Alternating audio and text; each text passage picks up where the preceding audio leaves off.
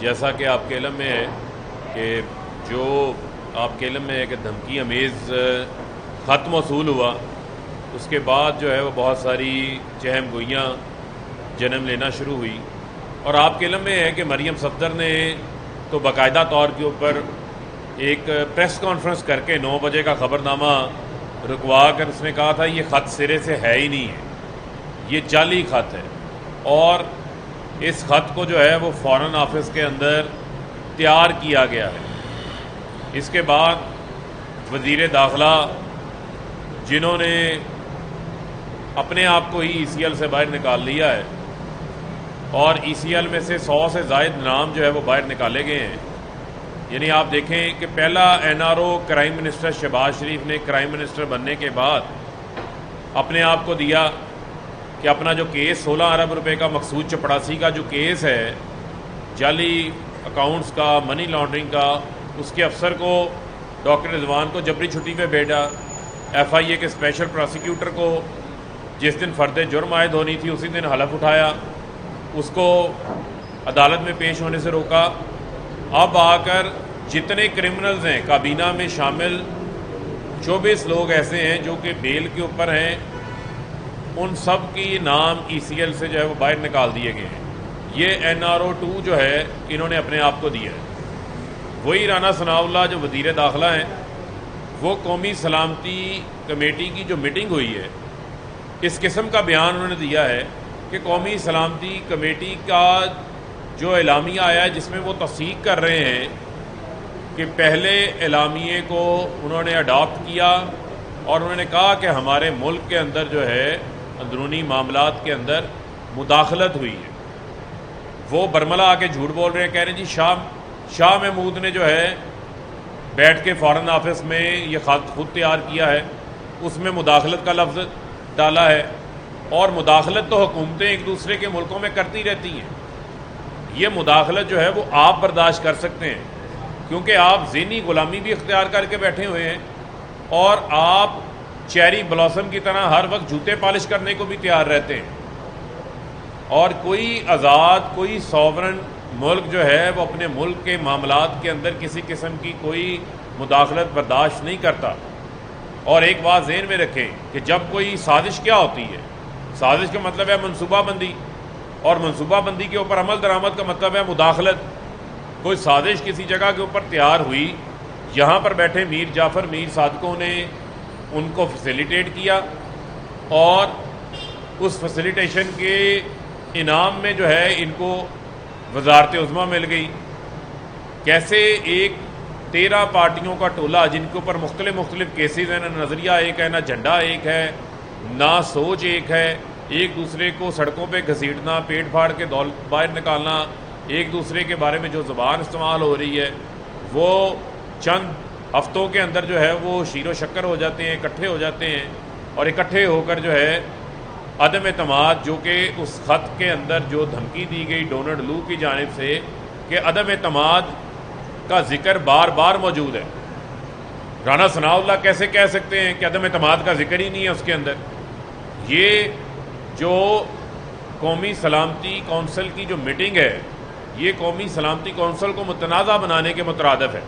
جو امبیسڈر کا نام لے رہے ہیں، جو کہہ رہے ہیں کہ اس خط کے اندر عدم اعتماد کا ذکر ہی نہیں ہے، میں ان کو چیلنج کرتا ہوں، جرأت کریں۔ احسن اقبال کہتے ہیں کہ جی ہمیں امریکہ سے اجازت لینی پڑے گی۔ آپ کو تو ہر چیز کی اجازت امریکہ سے اب لینی ہے، کیونکہ آپ نے تو اپنے ہاتھ پاؤں باندھ کے سر جھکایا ہوا ہے ان کے آگے۔ آپ تو ہر چیز کی اجازت ان سے لیں گے، لیکن پاکستان کی جو قوم ہے وہ فیصلہ کر کے بیٹھی ہوئی ہے کہ ہم نے کسی صورت بھی جو ہے غلامی اختیار نہیں کرنی۔ عمران خان کے ساتھ آپ نے دیکھا، چاہے پشاور ہو، چاہے کراچی ہو، چاہے لاہور ہو، بڑی تعداد کے اندر جس طریقے سے عوام نے رسپانس کیا ہے، کبھی ایسا نہیں ہوا کوئی وزیر اعظم جس کو اقتدار سے نکالا ہو اس کے ساتھ عوام اس طریقے سے باہر نکلی ہو۔ تو میں یہ سمجھتا ہوں کہ یہ جس قسم کے متنازع بیانات دے رہے ہیں، جس قسم کے جھوٹ بول رہے ہیں، اس وقت میں جو ہمارا مطالبہ ہے، جو پورے پاکستان کی عوام کا مطالبہ ہے، وہ مزید زور پکڑتا جا رہا ہے، اور اب وہ لازمی ہو گیا ہے کہ سپریم کورٹ کے تحت ایک آزاد کمیشن بنے جس کی کھلے عام سماعت ہو، جس کی اوپن ہیئرنگ ہو تاکہ کوئی چیز چھپائی نہ جا سکے، تاکہ تمام حقائق جو ہے وہ عوام خود سن سکیں، اس کا قیام جو ہے وہ ضروری ہو گیا ہے۔ لہذا جب تک یہ آزاد تحقیقاتی کمیشن نہیں بنتا یہ اس قسم کے جھوٹ بولتے رہیں گے، اور ان کو شرم آنی چاہیے، ان کو معافی مانگنی چاہیے اس چیز کے اوپر جو کہتے تھے کہ خط جعلی ہے، جو کہتے تھے اس خط میں جو ہے وہ کوئی دھمکی نہیں ہے، اس خط میں عدم اعتماد کا ذکر نہیں ہے۔ اس خط میں عدم اعتماد کا ذکر بار بار آیا اور یہ کہا گیا کہ عمران خان کے خلاف عدم اعتماد کامیاب ہو گئی تو آپ کے ساتھ سب تعلقات ٹھیک ہو جائیں گے، سب کچھ معاف کر دیا جائے گا، سب کچھ بھلا دیا جائے گا۔ اس کا مطلب ہے انہیں پتہ تھا کہ عدم اعتماد کی کامیابی کے بعد کون اقتدار میں آ رہا ہے، ان کے غلام اقتدار میں آ رہے ہیں۔ تو لہذا یہ بہت ضروری ہے کہ آزاد تحقیقاتی کمیشن بنا جائے جس کی کھلے عام جو ہے وہ سماعت ہو، اور اس ملک کے اندر اب اور کوئی حل نہیں ہے۔ اس ملک کے اندر سیاسی عدم استحکام، معاشی عدم استحکام کے خاتمے کا ایک واحد حل ہے، وہ واحد حل ہے فوری انتخابات۔ پاکستان کی عوام یہ مطالبہ کر رہے ہیں کہ آپ نے قومی اسمبلی میں بھی لوٹا ساز فیکٹری لگائی، چھانگا مانگا لگایا، قومی اسمبلی کو نیلام گھر بنایا، پنجاب اسمبلی میں بھی آپ نے وہی خرید و فروخت کی فلم دوبارہ ریپیٹ کی، جس کے تحت حمزہ شہباز کو جو ووٹ ڈالے گئے، جس قسم کا جعلی انتخاب ہوا، اس میں وہ لوگ تھے جو پی ٹی آئی کے ٹکٹ پر منتخب ہوئے، انہوں نے اپنا ضمیر بیچا، وہ آرٹیکل 63A کی خلاف ورزی کی، ڈیفیکشن کلاز ان کے اوپر لگ رہی ہے، وہ کیس ہم نے آگے بھیج دیا ہے، ان کے ووٹ کاسٹ کروائے گئے۔ تو اگر آرٹیکل 63A کا فیصلہ ابھی تک آ چکا ہوتا، یہ بڑی ذمہ داری ہے۔ 63A بھی آئین کا حصہ ہے، آئین کی بات بہت ہوتی ہے، قانون کی حاکمیت کی بات بہت ہوتی ہے، جو 63A آئین کا حصہ ہے اس کی خلاف ورزی ہو رہی ہے، اس کے اوپر بھی ایکشن ہونا ہے۔ اور یہاں پر الیکشن کمیشن کی بھی یہ ذمہ داری ہے کہ وہ لوگ جو ڈیفیکشن کر چکے ہیں ان کو فوری طور کے اوپر ڈی سیٹ کیا جائے۔ ان کے ریفرنسز بنا کر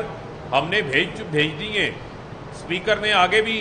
ان کے ریفرنسز بھجوا دیے ہیں۔ اب اس میں کسی قسم کی بھی اگر کوئی ڈیلے آتا ہے، کسی قسم کا بھی کوئی اس کے اندر لیت و لال کا ثبوت لیا جاتا ہے، تو پھر آئینی ادارہ اپنی ذمہ داری پوری نہیں کر رہا، اور پھر ہم حق بجانب ہیں کہ ایک جانب یسر رضا گیلانی کے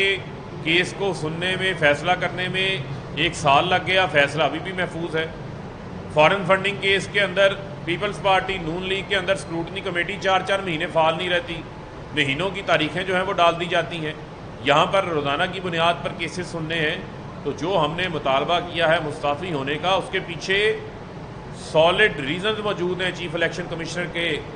مستعفی ہونے کے مطالبے کے پیچھے۔ اس میں کوئی ایسی چیز نہیں ہے کہ کوئی ہم نے مطالبہ ایسا کیا ہو جس کے پیچھے سالڈ چیزیں موجود نہیں ہیں۔ مئی 2021 میں حلقہ بندیاں ہو جاتی ہیں، یعنی کہ سینسس جو ہے وہ فائنل ہو جاتا ہے، سی سی آئی فائنل اپروول دے دیتی ہے۔ مئی 2021 سے لے کے نومبر 2021 تک 5 مہینے جو ہے وہ نئی ڈی لمیٹیشن حلقہ بندیوں کے اوپر کوئی کام نہیں ہوتا، تو یہ آپ کے فرائض کے اندر شامل ہے۔ اگر اس کے اندر کوئی غفلت کا مرتکب ہوگا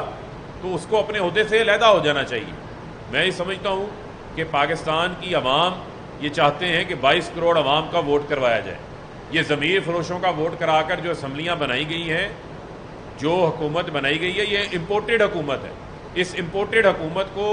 ریجیکٹ کیا جا رہا ہے، اس امپورٹڈ حکومت کو عوام تسلیم کرنے کے لیے تیار نہیں ہے۔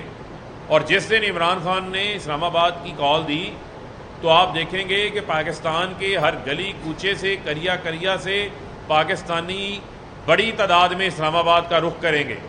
اور جب پاکستانی اسلام آباد کا رخ کریں گے تو پھر اس امپورٹڈ حکومت